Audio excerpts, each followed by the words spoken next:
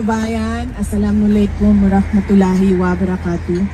Madayaw, mayong adlaw kaninyong tanan. Magandang araw sa inyong lahat. Good day to everyone. Not a very good day in the Hague. No sun at all. I was wishing for sunshine today, but sadly the sun did not show up. I realized na I think we Filipinos get our sunshiny disposition from where we are in the world. No, it's a tropical country, and we get the sun 365 days a year. And yun din yung short chat namin kanina noong escort guard sa loob. Sabi niya, everything okay? And then I said, everything okay except the cold. And then he said, well, yes, this is their normal. This is our normal weather here in the Netherlands. And then I said, but you have sun lamps, right? In your houses? Sabi niya, well, mine, we do not have sun lamps, but I heard that they're good, they're very good, the sun lamps. And then I told him, my friend who lives in the Ireland, they have a sun lamp in their house. And then it gave him an idea, and he said that maybe I'll get one for my wife this Christmas because I heard that sun lamps are good. So, I think sa dami ng pinagdadaanan natin bilang isang bansa, nakatulong na rin yung meron tayong sunshine almost every day doon sa Pilipinas. And una sa lahat, gusto kong magpasalamat sa inyo dahil nabuo natin itong salo-salo dito ngayong araw na ito. And syempre, hindi ito mabuo kung wala yung presence ninyong lahat. At ibig sabihin na nandito kayo, you took time out of your day to make it here and pray for former President Rodrigo Duterte, and of course celebrate the Christmas spirit with your fellow Filipinos. Marami sa inyo ang hindi tiga-Hague, mga tiga-ibang bansa dito sa Europe. Some travel 200 kilometers, some travel 7 hours in a bus, no? Na napakahirap dahil ano yung paa mo? Hindi ma-stretch yung paa mo for 7 hours. And meron sa inyo may trabaho, pero dinala yung trabaho dito ngayon sa ating salo-salo. So iba-iba yung sitwasyon, pero everybody made time for former President Rodrigo Duterte. And we as member of the family, I would like to thank you all for your effort and for your passion to show the world your support to President Rodrigo Duterte. Ang pangalawa ay ang mensahe ko para sa inyong lahat ngayong Pasko. This is something as well that I discussed with President Duterte because he was asking about how is the family, kumusta ang mga bata, and I said to him earlier, kung meron mang problema, sabi ko, okay na ganun lang dahil wala sa kanila ang merong sakit. Dahil ang pinakamalaking problema talaga ng mga pamilya at ng mga tao is ang magkasakit dahil walang solusyon sa sakit sa terminal illness, sa stage 4 cancer. Yun yung mga problema na walang solusyon.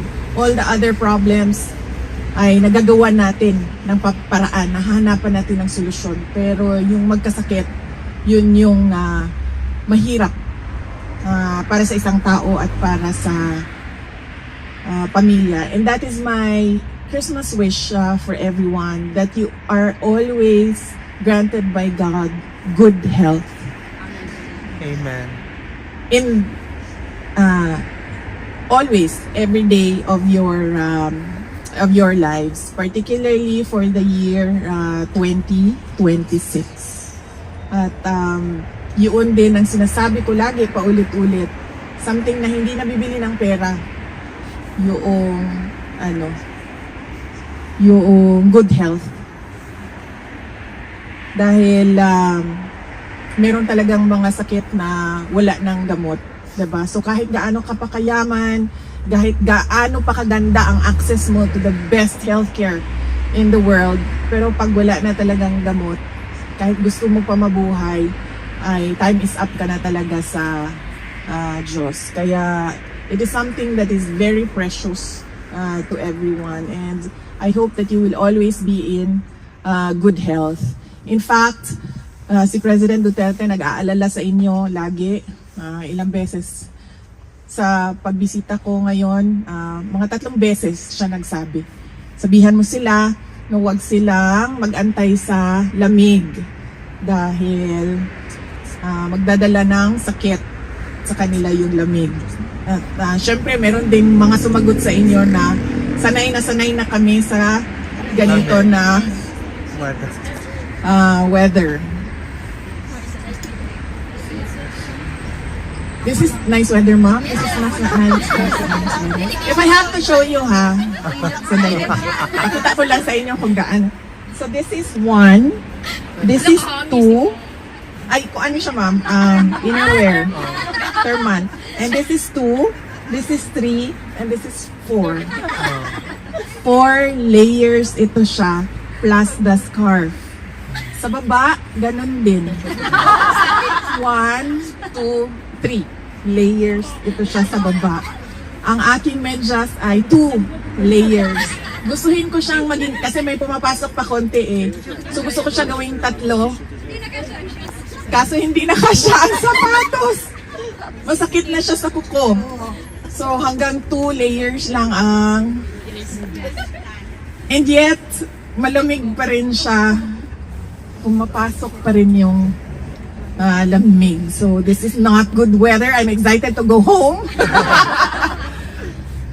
Truly excited to go home.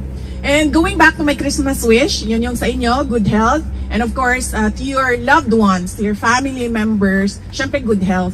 But I also wish them a joyful Christmas with you online or with you going back home and spending Christmas with them, that Noche Buena with them,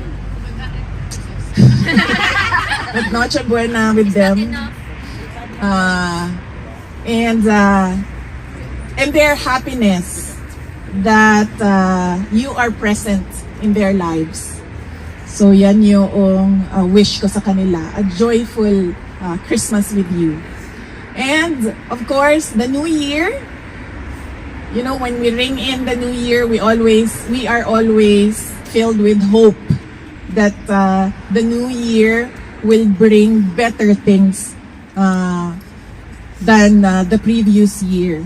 That is why, 'di ba, meron tayo laging New Year's wish and New Year's resolutions, thinking na merong magbabago sa taon na yon. But we should always pray to God that it will happen for our country.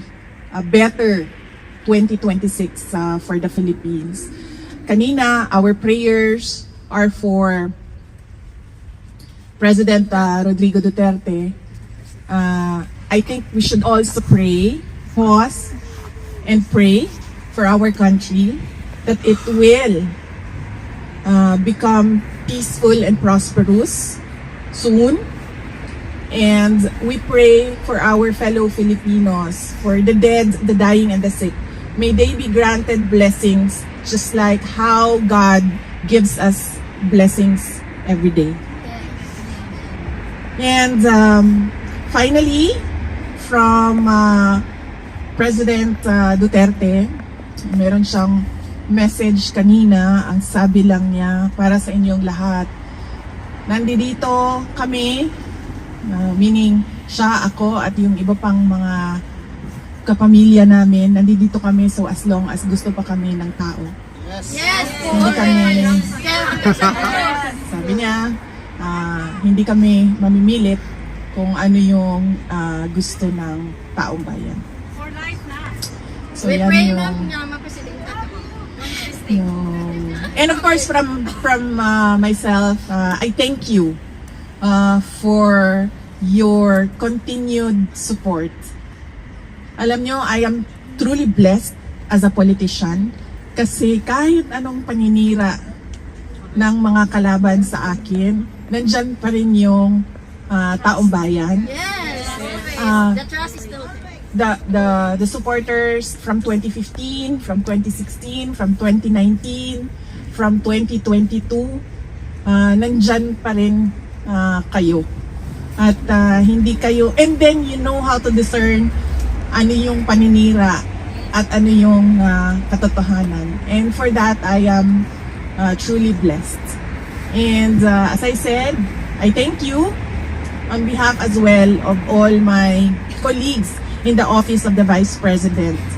Dahil isa lang naman ako ako lang yung mukha ng Office of the Vice President. Pero yung trabaho sa opisina ay ginagawa ng maraming tao.